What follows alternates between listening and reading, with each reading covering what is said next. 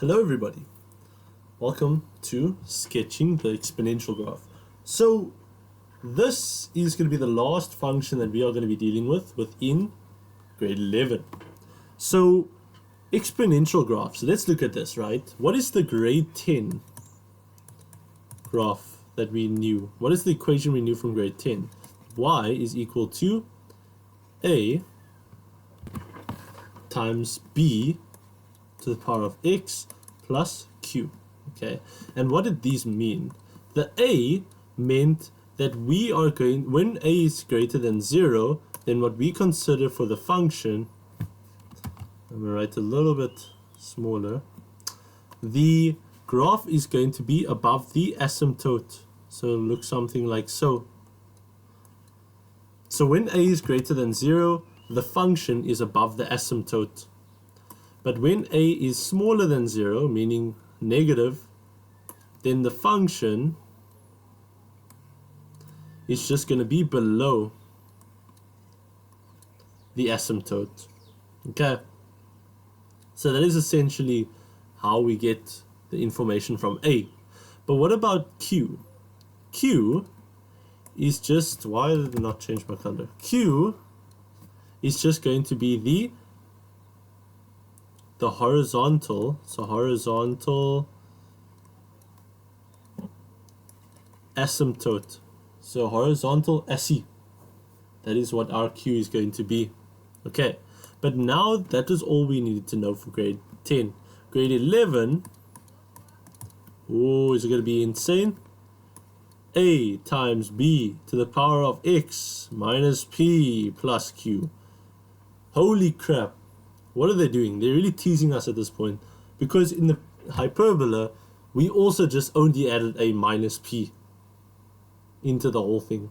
Now we're doing the same thing for the, it's ridiculous. But what do you notice here? Everything is going to be x minus p instead of just x now. Literally, that is the only changes that we had from grade 10 to grade 11. Why? Because we're also considering the fact that the graph can shift horizontally as well. It can shift to the left or it can shift to the right. That is the changes that we are expecting. So what does this P represent? It's not like the hyperbola, it's not the asymptote, but it does represent the horizontal shift. So from left to right, basically. It shifts from left to right. And the Q is obviously the horizontal asymptote, but it's also the vertical shift, if you want to look at it in that way. So that's essentially what you really need to know about exponential functions. Let's get into the sketching part. Alrighty, so now we are given a function. So we need to sketch f of x equals 4 times 2 to the power of x minus 2 plus 1. So let's analyze this, right? We have 4, which is our a value, and our a value is greater than 0. So what does that mean? Since a is greater than 0, then this implies to us that the function f is above the asymptote. It's above the SE. So let me write it like that. So we like SE. It's above SE, okay? And what we have is x minus 2. So what does that imply to us? The x minus 2 implies to us that x is equal to 2. Which further implies to us that there is a shift to the right 2 units. Okay, because it's positive 2 and it's going to shift to the right. If it was negative, it would shift to the left. Okay, and then our q value, which is 1. Okay, so this is p, now this is q. So since our q is equal to 1, this implies to us this is our SE. This is our horizontal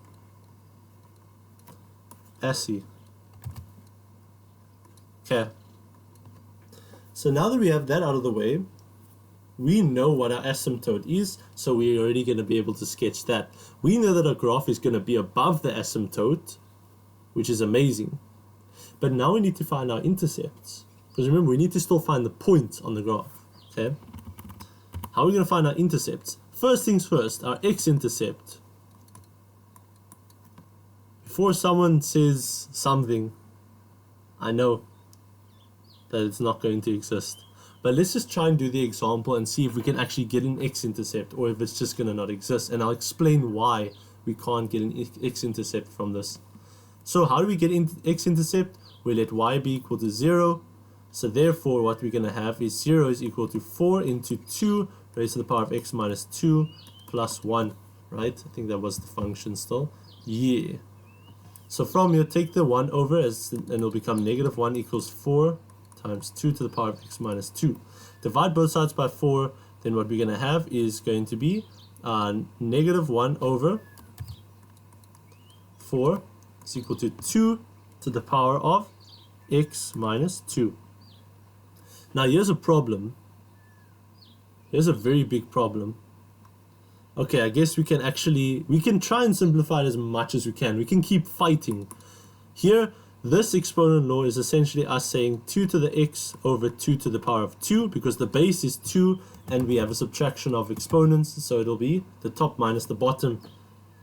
And then this is equal to 1 over 4. If we divide both sides by 2 to the power of 2, which is just 4, if we multiply both sides by that, we're just going to get negative 1 is equal to 2 to the power of x. But the question is, how are we going to solve for this x? Do you notice that every single value of x that we plug in, we will never get a negative value? So this is impossible. So therefore, what this implies to us is there are no x-intercepts. And the reason why this is also mathematically incorrect and it's going to give us no x-intercepts, because do you notice that our horizontal asymptote is clearly positive, right? So if we were to look at it like this, our horizontal asymptote is somewhere here at y equals 1. And our graph, because the a value is greater than 0, it's basically above the asymptote. Does it ever intersect with the x-axis? It doesn't intersect with the x-axis. Okay, sorry about that.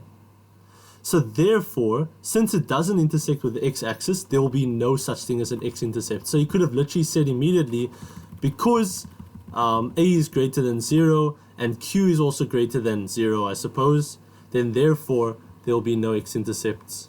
Basically using your understanding. If you can show your understanding, it makes the teachers so happy. So there's no x-intercepts. What about the y-intercepts? There should be y-intercepts for this one, where we let x be equal to 0. So it's f of 0 is equal to what?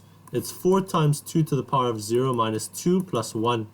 All we're going to do is just solve for y, right? Because f of 0 is just y at 0, okay?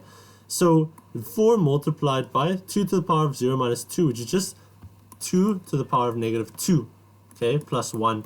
And we know that 2 to the power of negative 2, if we do this, all of this in positive exponent form, it's just 4 over 2 to the power of positive 2 plus 1, which is the same as 1 plus 1, which is just 2. Okay, so it goes all the way to y is equal to 2. So therefore, our y-intercept is going to be 0 and 2. Alright, is there anything else we need to find? Well, yes, there is one more thing. Okay. But before we find it, let's just draw what we have at the moment. I'm going to show you why this last step is very important. Okay, so let's draw a set of axes over here.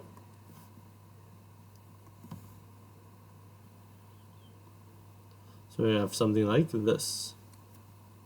Then we're going to have something like this. Okay. And then we're going to have y-axis, and then we're going to have x-axis. And then from here, what do we have? We have an asymptote that is at y is equal to 1. So let's just draw it somewhere here.